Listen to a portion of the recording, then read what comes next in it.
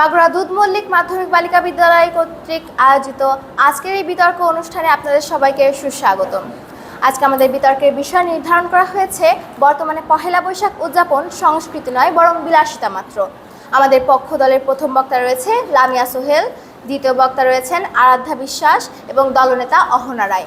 আমাদের বিপক্ষ দলের প্রথম বক্তা রয়েছেন তাসকিয়া মিম, স্নেহা বিশ্বাস এবং দ্বিতীয় বক্তা স্নেহা বিশ্বাস এবং আমাদের দলনেতা তাসমিমা ইসলাম। এ পর্যায়ে চলে যাচ্ছে আমরা পক্ষ দলের প্রথম বক্তা লামিয়া সোহেলের বক্তব্যে। আকবরের সেই খাজনা আদায়ের অতি সাধারণ রীতিনীতি আজ কেন হলো ধনির দুয়ারে বিলাসিতা এর মেকি গীতি। মাননীয় মডারেটর, মাননীয় বিচারক মণ্ডলী, প্রিয় প্রতিপক্ষ এবং উপস্থিত শ্রোতাবৃন্দ, সবাইকে আমার আন্তরিক শুভেচ্ছা। ধন্যবাদ মাননীয় মডারেটরকে আমাকে বক্তব্য প্রদানের সুযোগ দেওয়ার জন্য। আজকের বিতর্কের বিষয় নির্ধারণ করা হয়েছে বর্তমানে পহেলা বৈশাখ সংস্কৃতি নয় বরং বিলাসিতা। বাস্তবতার প্রেক্ষাপটে দাঁড়িয়ে আমি এবং আমার দল পক্ষে অবস্থান করছি। আমার দল এটি প্রমাণ করতে তিনটি ক্ষেত্র প্রস্তুত করেছে। এই তিনটি ক্ষেত্রগুলো হলো অন্তর্ভুক্ত অর্থনৈতিক বাধা, সোশ্যাল মিডিয়া ও প্রদর্শনবাদিতা এবং সংস্কৃতির কার্যকর পরিবর্তন। মাননীয় মডারেটর, আমি দলের প্রথম বক্তা হিসেবে আমি আমার দলের এই বিষয়টির সংজ্ঞায়নে ও আমার দলের অবস্থান ব্যক্ত করে যাব। আজকে এই বিষয়ে যা সংজ্ঞায়নের দাবি রাখে তা হলো পহেলা বৈশাখ সংস্কৃতি এবং বিলাসিতা। বাংলা বছরের প্রথম দিন হলো পহেলা বৈশাখ। মানুষের ঐতিহ্য এবং মানুষের অতীতের কাজকর্মের ইতিহাস হলো সংস্কৃতি এবং ব্যয়বহুল অপব্যয় হলো বিলাসিতা। মুঘল সম্রাট আকবরের সময় কৃষিভিত্তিক রাজস্ব ব্যবস্থাকে সহজ করার জন্য বাংলা নববর্ষের প্রচলন হয়। তখন এর সাথে যুক্ত ছিল কৃষক সমাজ, সাধারণ মানুষ এবং সরল জীবনযাপন, অর্থাৎ এটি ছিল সম্পূর্ণভাবে সর্বজনীন এক বাস্তব জীবনের সাথে যুক্ত একটি উৎসব। কিন্তু আজকের বাস্তবতা সম্পূর্ণ ভিন্ন।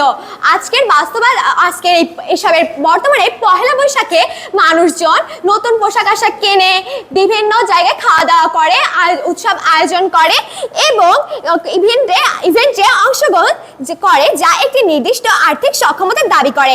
আমাদের সমাজে এমন অনেক মানুষ রয়েছে যারা তাদের দৈনন্দিন প্রয়োজন মেটাতেই হিমশিম খেয়ে যায়। এই অনুষ্ঠানটি তাদের জন্য ঐচ্ছিক আনন্দ নয় বরং প্রায় অপ্রাপ্য বিলাসিতা। নামি দামি জামা কাপড় কেনা সবার সামর্থ্য নেই।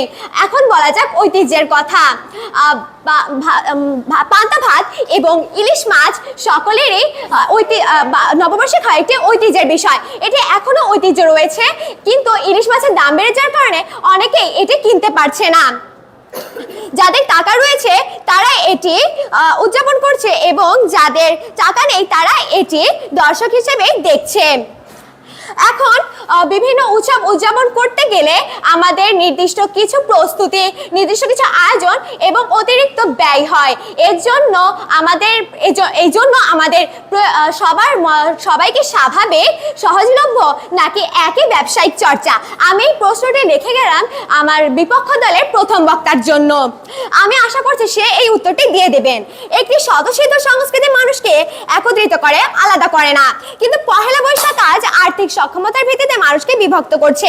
অতএব যে উৎসব সবার জন্য সমানভাবে উন্মুক্ত নয় সেটি তার স্বতঃসিদ্ধ সংস্কৃতি নয়, বরং এটি একটি সমর্থ নির্ভর বিলাসিতার রূপ নিয়েছে। ধন্যবাদ লামিয়া সোহেলকে। এ পর্যায়ে আমরা চলে যাচ্ছি বিপক্ষ দলের প্রথম বক্তা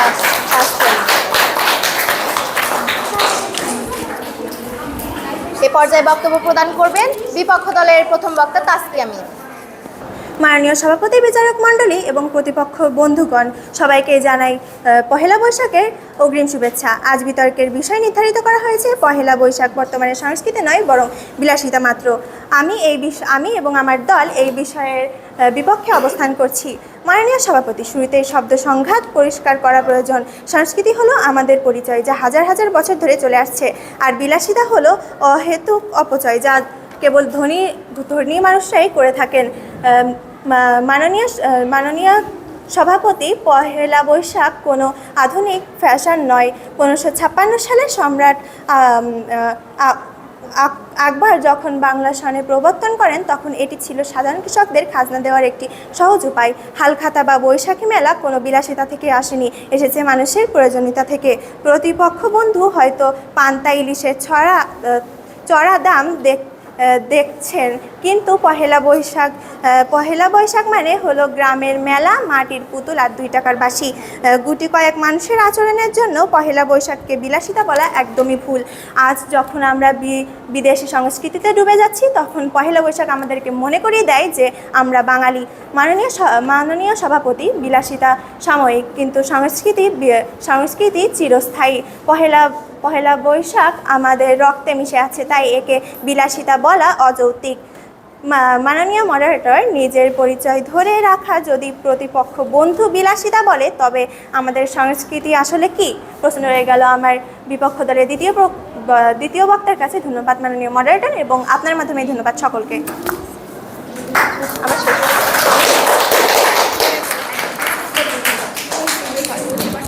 ধন্যবাদ তাসকিয়া মিমকে।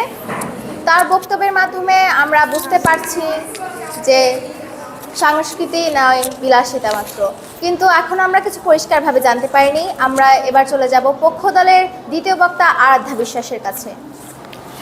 সম্মানিত বিচারক মণ্ডলী, প্রিয় প্রতিপক্ষ দল এবং উপস্থিত সকল শ্রোতা, আপনাদের সবাইকে আমার আন্তরিক শুভেচ্ছা। আমি পক্ষ দলের দ্বিতীয় বক্তা, এবং ইতোমধ্যে আমার পক্ষ দলের প্রথম বক্তা তার প্রথম ক্ষেত্রটি বিশ্লেষণ করেছে, এবং আমি দ্বিতীয় ক্ষেত্রটি বিশ্লেষণ করছি, এবং আমাদের দলনেতা তৃতীয় ক্ষেত্রটি বিশ্লেষণ করবে। আমার ক্ষেত্রটি হচ্ছে সোশ্যাল মিডিয়া এবং প্রদর্শনবাদিতা। মাননীয় মডারেটর, আমি প্রথমেই বলতে চাই স্পষ্টভাবে, বর্তমানে পহেলা বৈশাখ আর শুধু সংস্কৃতি নয়, বরং বিলাসিতার একটি বড় প্রদর্শন, যার সবচেয়ে বড় কারণ সোশ্যাল মিডিয়া। আগে পয়লা বৈশাখ কেমন ছিল? আগে পয়লা বৈশাখ মানে আমরা বুঝতাম সরলতা, লাল সাদা পোশাক এবং গ্রামীণ মেলার সাথে পান্তা ভাত ও ইলিশ মাছ। কিন্তু বর্তমানে মানুষ এটি উদযাপন করে নিজের জন্য নয়, বরং অন্যকে দেখানোর জন্য। মাননীয় বিচারক মণ্ডলী, মেটা প্ল্যাটফর্ম যেমন ইনস্টাগ্রাম, ফেসবুক, এসব জায়গায় আমরা দেখি পয়লা বৈশাখ উপলক্ষে অসংখ্য ফটোশুট, ব্র্যান্ড প্রমোশন এবং লাক্সারি লাইফস্টাইল প্রমোশন, যা সাধারণ মানুষের মধ্যে সৃষ্টি করছে প্রতিযোগিতা। সোশ্যাল মিডিয়ার ফলে কি হচ্ছে? কেউ বৈশাখের বিকেল বেলা তোমায় নিয়ে বকুলতলা প্রেমের একটা গান বাজাবো, এই গান নিয়ে রিলস করছে। আবার কেউ এসো এ বৈশাখ এসো হে এসো, এই গানের সাথে পান্তা ভাত ও ইলিশ মাছের ছবি দিয়ে পোস্ট করছে। মাননীয় মডারেটর, আমি প্রতিপক্ষ দলের কাছে প্রশ্ন রাখতে চাই যে যদি সত্যি একটি সংস্কৃতি হয়, তাহলে কেন এই উদযাপন এত ব্যয়বহুল ও প্রতিযোগিতামূলক? সবশেষে আমি বলতে চাই, সোশ্যাল মিডিয়া আমাদের সংস্কৃতিকে তুলে ধরার একটি বড় মাধ্যম হতে পারত, কিন্তু দুঃখজনকভাবে এটি সেটিকে বিকৃত করছে। তাই তো এটা এখানেই প্রমাণিত যে বর্তমানে পহেলা বৈশাখ সংস্কৃতি নয়, বরং বিলাসিতা। ধন্যবাদ মাননীয় মডারেটর, এবং তার মাধ্যমে ধন্যবাদ সকলকে। ধন্যবাদ আরাধ্যা বিশ্বাসকে। এ পর্যায়ে আমরা চলে যাচ্ছি বিপক্ষ দলের দ্বিতীয় বক্তা স্নেহা বিশ্বাসের কাছে। ধন্যবাদ মাননীয় মডারেটর, আমাকে বক্তব্য প্রদানের সুযোগ করে দেওয়ার জন্য। পহেলা বৈশাখ কোনো চাপিয়ে দেওয়া আধুনিক উৎসব নয়, এটি সম্রাট আকবরের আমল থেকে চলে আসা এক অর্থনৈতিক এবং সামাজিক মেলবন্ধন। কৃষিভিত্তিক বাংলায় ফসল কাটার পর খাজনা আদায় এবং হালখাতার মাধ্যমে নতুন বছরের হিসাব শুরু করার যে রীতি, তা বিলাসিতা নয়, তা মাত্র বেঁচে থাকার তাকদীর। আজও একজন প্রান্তিক ব্যবসায়ীর কাছে পহেলা বৈশাখ মানে দেনা পাওনা ঢুকে নতুন করে স্বপ্ন দেখার নাম। পহেলা বৈশাখ বাংলাদেশের একমাত্র উৎসব যা ধর্ম, বর্ণ, শ্রেণীর নির্বিশেষে সব মানুষকে এক কাতারে দাঁড় করায়। এটি কোনো নির্দিষ্ট ধর্মের অনুষ্ঠান নয়, এটি বাঙালির জাতীয়তার বাদীর মূল ভিত্তি। রমনার বটমূলের ছায়া নটের প্রভাতী গান বা ইউনেস্কো স্বীকৃত মঙ্গল শোভাযাত্রা কোনো ধনীর বিলাসিতা নয়, একটি অশুভ শক্তির বিনাশ আর শুভ শক্তির আহ্বানের একটি সমষ্টির প্রার্থনা। এটি আমাদের সাংস্কৃতিক প্রতিরোধের হাতিয়ার। বিপক্ষ দলের বন্ধুরা ব্যয়বহুল পোশাক বা দামি রেস্তোরাঁ খাবারের কথা বলেন, কিন্তু মাননীয় মডারেটর, গুটি কয়েক মানুষের প্রদর্শনী কি একটি জাতির হাজার বছর ঐতিহ্যকে দূর করে দিতে পারে? বৈশাখী মেলা কোনো শীততাপ নিয়ন্ত্রিত শপিং মল নয়, এটি কুমারপাড়া, তাঁতিপাড়া বা সোলার কাজের কারিগরদের জীবন বা জীবিকার বড় মাধ্যম। মৃৎশিল্প, হস্তশিল্প ও দেশীয় তাঁতশিল্পের এই উৎসবকে কেন্দ্র করেই টিকে থাকে। একটি বিলাসিতা নয়, বরং প্রান্তিক মানুষের অর্থনৈতিক মুক্তির পর।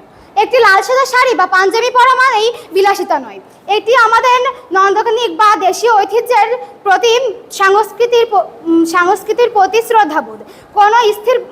সংস্কৃতি কোনো স্থির বস্তু নয়, এটি প্রবাহমান। সময়ের সাথে উদযাপনের ধরন বদলেছে ঠিকই, কিন্তু পহেলা বৈশাখের মূল সুর আজও অসাম্প্রদায়িকতা ও ভ্রাতৃত্ব। ধন্যবাদ সবাইকে।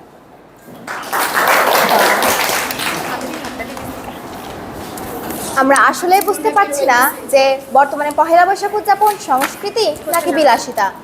দুই দলের দুই চারজন বক্তাই খুব ভালো বক্তব্য দিয়েছেন এবং আমরা এরপর পক্ষ দলের তৃতীয় বক্তা অর্থাৎ দলনেতার বক্তব্যের মাধ্যমে এবং বিপক্ষ দলের দলনেতার বক্তব্যের মাধ্যমে সুনিশ্চিত হয়ে যাব যে বর্তমানে পহেলা বৈশাখ উদযাপন সংস্কৃতি নাকি বিলাসিতা। এ পর্যায়ে চলে যাচ্ছি পক্ষ দলের দ্বিতীয় দলনেতা অহনা রায়ের কাছে। সংস্কৃতি কি রইল আগের মতো, না বদলে গেছে রূপের পথে? আজ আমরা তাই প্রশ্ন তুলি, বিলাসিতা কি ঢুকে গেছে এতে? ধন্যবাদ মাননীয় মডারেটর আমাকে বক্তব্য প্রদানের সুযোগ করে দেওয়ার জন্য।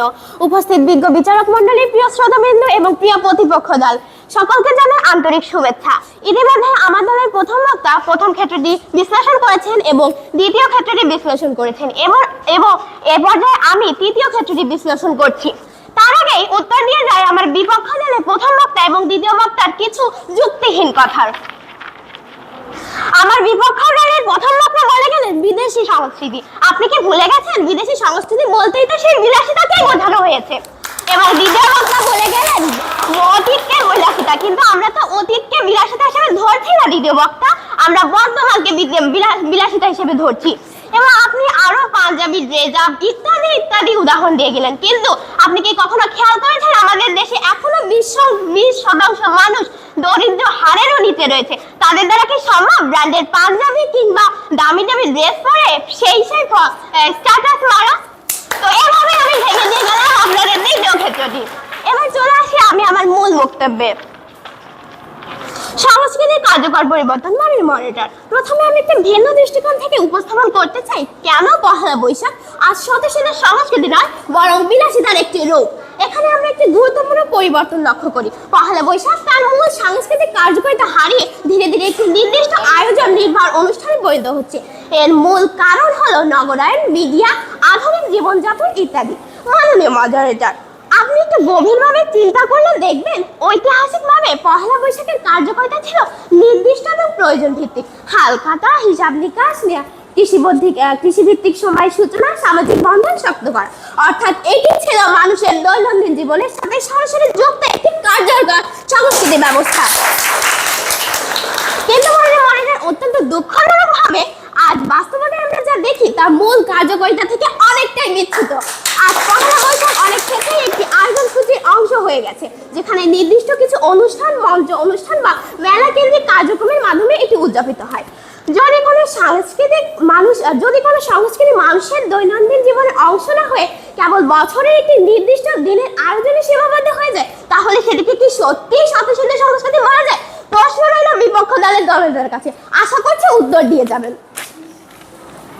মাননীয় মডারেটর, এখানে একটি সূক্ষ্ম কিন্তু গুরুত্বপূর্ণ পরিবর্তন ঘটেছে। সংস্কৃতি আর মানুষের দৈনন্দিন জীবনের অংশ হিসেবে কাজ করছে না, বরং একটি নির্দিষ্ট দিনে সীমাবদ্ধ হয়ে গেছে। ওই ধরনের পরিবর্তনকে বলা হয় সংস্কৃতির রূপান্তরের পরিবর্তন, যেখানে সংস্কৃতি জীবন্ত ও স্বতঃস্ফূর্ত না থেকে একটি নির্দিষ্ট কাঠামোবদ্ধ আয়োজন হয়ে উঠেছে। মাননীয় মডারেটর, এবার প্রশ্ন হলো এর ফলে কি হতে পারে? অংশগ্রহণ আর অভ্যাসের বিষয় থাকে না, এটি হয়ে যায় তখন নির্দিষ্ট উপলক্ষ ভিত্তিক অংশগ্রহণ। সংস্কৃতি আর নিয়মিত চর্চা থাকে না মাননীয় মডারেটর, বরং এটি হয়ে ওঠে বছরে একদিনের প্রতিষ্ঠানতা। এর মাধ্যমে আমি আবারও বলে এসেছি যে বর্তমান পহেলা বৈশাখ সংস্কৃতি নয় বরং বিলাসিতা। ধন্যবাদ মাননীয় মডারেটর, আপনার মাধ্যমে ধন্যবাদ সকলকে। ধন্যবাদ পক্ষ দলের অহনা রায়কে। সবার বক্তব্যই খুবই ঝাঁঝালো হচ্ছে, আমরা বুঝতে পারছি না যে আসলে কারা বিজয়ী হতে চলেছে। এ পর্যায়ে আমরা চলে যাচ্ছি বিপক্ষ দলের দলনেতা তাসনিমা ইসলামের কাছে। ধন্যবাদ মাননীয় মডারেটর, আমাকে বক্তব্য প্রদানের সুযোগ করে দেওয়ার জন্য। বিতর্ক চলছে আর আজকে আমাদের বিতর্কের বিষয় হচ্ছে পহেলা বৈশাখ বর্তমানে সংস্কৃতি নয় বরং বিলাসিতা মাত্র। আমি এবং আমার দল অত্যন্ত যুক্তিসঙ্গত কারণে এই বিষয়ের বিপক্ষে অবস্থান করছি। প্রথমেই বলবো মাননীয় মডারেটর, পহেলা বৈশাখ কোনো আকাশ থেকে পড়া আধুনিক বিলাসিতা নয়। 1556 খ্রিস্টাব্দে মুঘল সম্রাট আকবর যখন ফসলি সন বা বাংলা সনের প্রবর্তন করেন, তখন তার উদ্দেশ্য ছিল কৃষকদের খাজনা আদায়ের পদ্ধতিটি সহজ করা। এটি ছিল বাংলার মাটি, কৃষি আর ঘাম ভেজা মানুষের উৎসব। চৈত্র সংক্রান্তিতে হিসাব চুকিয়ে বৈশাখের প্রথম দিন হালকাতার মাধ্যমে নতুন করে পথ চলা শুরু করা, এই যে বিশাল এক ঐতিহ্য, একে আজ যারা বিলাসিতা বলছেন তারা আসলে ইতিহাসের ভুল ব্যাখ্যা দিচ্ছেন। এটি বিলাসিতা ছিল না, ছিল আমাদের জীবনের অবিচ্ছেদ্য অংশ। পহেলা বৈশাখকে কেন্দ্র করে বাংলাদেশের কুটির শিল্প, মৃৎশিল্প, তাঁত শিল্প নতুন প্রাণ ফিরে পায়। পহেলা বৈশাখের মেলায় যে কুমার মাটির পুতুল বিক্রি করে সংসার চালায়, পহেলা বৈশাখ কি তার কাছে বিলাসিতা? প্রশ্ন রয়ে গেল আমার প্রতিপক্ষ বন্ধুদের কাছে। না মাননীয় সভাপতি, এটি আমাদের গ্রামীণ অর্থনীতির প্রাণশক্তি, যা লক্ষ মানুষের মুখে অন্ন জাগায়। তাকে বিলাসিতা বলা চরম অবিচার। পহেলা বৈশাখ হলো এমন এক অনন্য উৎসব যেখানে ধর্ম বর্ণ নির্বিশেষে বাঙালি এক কাতারে দাঁড়ায়। মঙ্গল শোভাযাত্রা আজ ইউনেস্কো স্বীকৃত বিশ্ব ঐতিহ্য। যান্ত্রিক জীবনে চাপে পিষ্ট মানুষ যখন বছরে একদিন রঙিন হয়ে রাজপথে নামে, সেটি বিলাসিতা নয়, সেটি বেঁচে থাকার রসদ, এটি সাংস্কৃতিক রিচার্জ। আজ যখন বিদেশি অপসংস্কৃতির ভিড়ে আমরা নিজেদের পরিচয় হারাতে বসেছি, তখন পহেলা বৈশাখ আমাদের মনে করিয়ে দেয় আমরা কারা। নিজেদের অস্তিত্ব রক্ষা করা কখনো বিলাসিতা হতে পারে না, এটি একটি দায়িত্ব। ধন্যবাদ মাননীয় মডারেটর এবং ধন্যবাদ আপনার মাধ্যমে সবাই। ধন্যবাদ বিপক্ষ দলের দলনেতা তাসমিমা ইসলামকে। এ পর্যায়ে প্রতিটি দলের যুক্তি খণ্ডনের জন্য আমরা চলে যাব যুক্তি খণ্ডন পর্বে। যুক্তি খণ্ডন পর্বে প্রতিটি যুক্তি খণ্ডনের জন্য 1 মিনিট 30 সেকেন্ড করে সময় দেওয়া হবে। প্রথম 1 মিনিটে সতর্কতা সংকেত এবং 1.5 মিনিটে চূড়ান্ত সংকেত দেওয়া হবে। এ পর্যায়ে আমরা চলে যাচ্ছি পক্ষ দলের যুক্তি খণ্ডনে। ধন্যবাদ মাননীয় মডারেটর আমাকে আবারও বক্তব্য প্রদানের সুযোগ করে দেওয়ার জন্য। প্রিয় প্রতিপক্ষ দলের দলনেতা, আপনি কি সেই অতীতেই পড়ে আছেন, বর্তমানকে দেখছেন না? আপনি হয়তো বা আজকের বিষয়টিই ভুলে গেছেন যে আজকের বিষয় ছিল পহেলা বৈশাখ বর্তমানে সংস্কৃতি নয় বরং বিলাসিতা। আমরা অতীতে গবেষণা করব না, আমরা বর্তমানে আছি। তাই আপনি কিছুতেই এটাকে আধুনিক বিলাসিতা বলে প্রমাণ করতে পারবেন না, কারণ ওটা ছিল শুধুমাত্র অতীত। আপনি এখানে বলছেন গ্রাম অঞ্চলের বৈশাখী মেলা, কুটির শিল্প, মৃৎশিল্প, এমনকি অনেক উদাহরণ দিয়ে গেছেন। কিন্তু আপনি কি জানেন এই বর্তমান বিলাসিতার কারণে গ্রাম অঞ্চলের সেই ঐতিহ্য ধীরে ধীরে ম্লান হয়ে যাচ্ছে, যার ফলে কুটির শিল্প, মৃৎশিল্পের মতো বড় বড় শিল্পও এখন বিলুপ্ত প্রায়। যেখানে এই বর্তমান বিলাসিতার কারণে আমাদের সেই মেলাগুলো বন্ধ হয়ে যাচ্ছে। আপনি হয়তো বর্তমানে নেই, আপনি কি খেয়াল করেছেন যে আগের থেকে কত শতাংশ আমাদের আশেপাশের বৈশাখী মেলা হওয়া কমে গেছে? আপনি হয়তো বা দেখেননি। বৈশাখী মেলায় কৃষকেরা বা মৃৎশিল্পীরা বা কুটির শিল্পীরা তাদের সৃজনশীলতার বিকাশ ঘটাতো, কিন্তু বর্তমানে যখন বৈশাখী মেলায় নেই তখন সেই সৃজনশীলতার বিকাশ কোথায় গেল? আপনাকে প্রশ্ন করে গেলাম। আপনি বলে গেলেন যে সবাই সংস্কৃতি পালন করছে, কিন্তু আপনি কি আমাকে দেখিয়ে দিতে পারবেন কতজন সংস্কৃতি পালন করছেন বা কতজনের সেই সংস্কৃতি পালন করার অ্যাবিলিটি আছে? প্রশ্ন করে গেলাম আপনার কাছে। ধন্যবাদ মাননীয় মডারেটর, আপনার মাধ্যমে ধন্যবাদ সকলকে। ধন্যবাদ অহনা রায়কে। এ পর্যায়ে আমরা চলে যাব বিপক্ষ দলের যুক্তি খণ্ডনে। ধন্যবাদ মাননীয় মডারেটর আমাকে আবারও বক্তব্য প্রদানের সুযোগ করে দেওয়ার জন্য। আমার প্রতিপক্ষ বন্ধুরা এতক্ষণ পান্তা ইলিশের চড়া দাম আর শৌখিন সাজগোজের দোহাই দিয়ে প্রমাণ করতে চাইলেন পহেলা বৈশাখ এখন বিলাসিতা। তাদের বিভ্রান্তি দূর করতে আমি 3টি পয়েন্ট দাঁড় করেছি। মাননীয় মডারেটর, কেউ যদি 5,000 টাকার ইলিশ কেনে সেটি তার ব্যক্তিগত শো অফ হতে পারে, কিন্তু সেটি পুরো পহেলা বৈশাখের চিত্র নয়। লক্ষ লক্ষ সাধারণ মানুষ আজও মেলায় গিয়ে 5 টাকার বাতাসা আর মুরগি খায়। গুটি কয়েক মানুষের আচরণ দিয়ে পুরো জাতির সংস্কৃতিকে বিলাসিতার কাঠগড়ায় দাঁড় করানো কি যৌক্তিক? প্রতিপক্ষ বন্ধু একদিনের সাজকে বিলাসিতা বলছেন। আমার প্রশ্ন, নিজের জাতির পোশাকে নিজেকে সাজানো কি বিলাসিতা নাকি আত্মসম্মান? যান্ত্রিক জীবনে আমরা হয়তো প্রতিদিন পাঞ্জাবি বা শাড়ি পরি না, কিন্তু বিশেষ দিনে নিজের শিকড়ে ফিরে আসাটা বিলাসিতা নয়, বরং এটি একটি সাংস্কৃতিক রিচার্জ। আজ যখন বিদেশি সংস্কৃতির আগ্রাসনে আমরা নিজেদের ভাষা ও ঐতিহ্য ভুলতে বসেছি, তখন পহেলা বৈশাখ আমাদের মনে করে দেয় আমরা বাঙালি। নিজেদের অস্তিত্ব রক্ষা করা কখনো বিলাসিতা হতে পারে না। মাননীয় মডারেটর। ধন্যবাদ মাননীয় মডারেটর এবং ধন্যবাদ আপনার মাধ্যমে সবাই। ধন্যবাদ বিপক্ষ দলকে। এ পর্যায়ে আমাদের বক্তব্য শেষ হলো। এবার আমরা অপেক্ষা করব বিচারকদের বিচার কার্য সম্পন্ন হতে এবং আমাদের ফলাফলটি। চলে এসেছে সেই চাঞ্চল্যকর মুহূর্তে। আমরা ফলাফল আমার হাতেই রয়েছে। এ পর্যায়ে আমরা জানতে চলেছি কোন দল বিজয়ী হয়েছে। আমাদের আজকের এই বিতর্ক অনুষ্ঠানে প্রত্যেকটি বক্তার প্রত্যেকটি দলেরই বক্তব্য অনেক ভালো হয়েছে আমরা স্বীকার করছি, কিন্তু নিয়ম অনুযায়ী আমাদের একটি দলকেই বিজয়ী করতে হবে। তো আজকে আমাদের বিতর্ক অনুষ্ঠানে বিজয়ী দল হলো পক্ষ দল এবং শ্রেষ্ঠ বক্তা অহনা রায়।